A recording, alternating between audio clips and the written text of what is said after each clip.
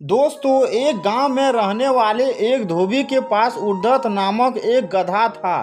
धोबी गधे से काम तो दिन भर लेता, किंतु खाने को कुछ नहीं देता था।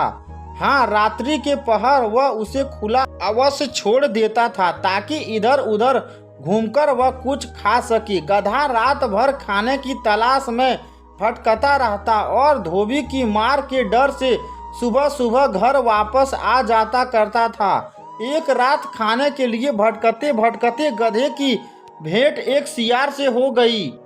सियार ने गधे से पूछा, मित्र, इतनी रात गए कहाँ भटक रहे हो? सियार के इस प्रश्न पर गधा उदास हो गया। उसने सियार को अपने व्यवस्था सुनाई। मित्र, मैं दिन भर अपनी पीठ पर कपड़े लादकर घूमता हूँ। दिन भर की मेहनत के बाद भी धोबी मुझे खाने को कुछ नहीं देता, इसलिए मैं रात में खाने की तलाश में निकलता हूँ। आज मेरी किस्मत खराब है, मुझे खाने को कुछ भी नसीब नहीं हुआ। मैं इस जीवन से तंग आ चुका हूँ। गधे की व्यवस्था सुनकर सियार को तरस आ गया। वह उसे सब्जियों के एक खेत में ले गया। ढेर सारी सब्जियां देखकर गधा बहुत खुश हुआ। उसने वहां पेट भर कर सब्जियां खाई और सियार को धन्यवाद देकर वापस धोबी के पास आ गया। उस दिन के बाद से गधा और सियार रात में सब्जियों के उस खेत में मिलने लगी। गधा शक्कर, ककड़ी, गोभी, मूली, शलजम जैसी कई सब्जियों का स्वाद लेता। धीरे धीरे उसका शरीर भरने लगा और वह मोटा तगड़ा हो गया। अब वह अपना दुख भूलकर मजे में रहने लगा।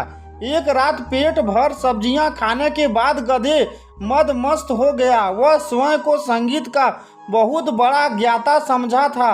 उसका मन गाना गाने में चल उठा। उसने सियार से कहा, मित्र, आज मैं बहुत खुश हूँ। इस खुशी को मैं गाना गाकर व्यक्त करना चाहता हूँ। तुम बताओ कि मैं कौन सा आलाप लूँ? गधे की बात सुनकर सियार बोला, मित्र, क्या तुम भूल गए कि हम यहाँ चोरी छुपे घुसे हैं? तुम्हारी आवाज बहुत कर्कश है। यह आवाज खेत के रखवाले ने सुन ली और वह यहाँ आ गया तो हमारी खैर नहीं, बेमौत मारे जाएंगे। मेरी बात मानो, यहाँ से चलो। गधे को सियार की बात बुरी लग गई। वह मुंह बनाकर बोला, तुम जंगल में रहने वाले जंगली हो, तुम्हें संगीत का क्या ज्ञान? मैं संगीत के सातों सुरों का ज्ञाता हूँ। तुम अज्ञानी मेरी आवाज को कर्कश कैसे कर सकते हो? मैं अभी सिद्ध करता हूँ कि मेरी आवाज कितनी मधुर है।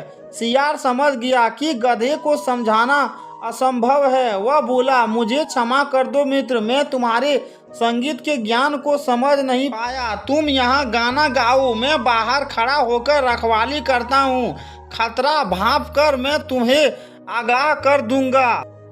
इतना कहकर सियार बाहर जाकर एक पेड़ के पीछे छुप गया। गधा खेत के बीचों बीच खड़ा होकर अपनी कर्कश आवाज में रेंकने लगा। उसके रेंकने की आवाज जब खेत के रखवाले के कानों में पड़ी तो वह भागा भागा खेत की ओर आने लगा।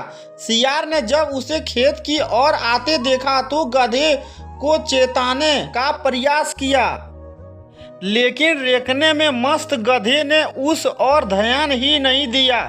सियार क्या करता, वह अपनी जान बचाकर वहां से भाग गया।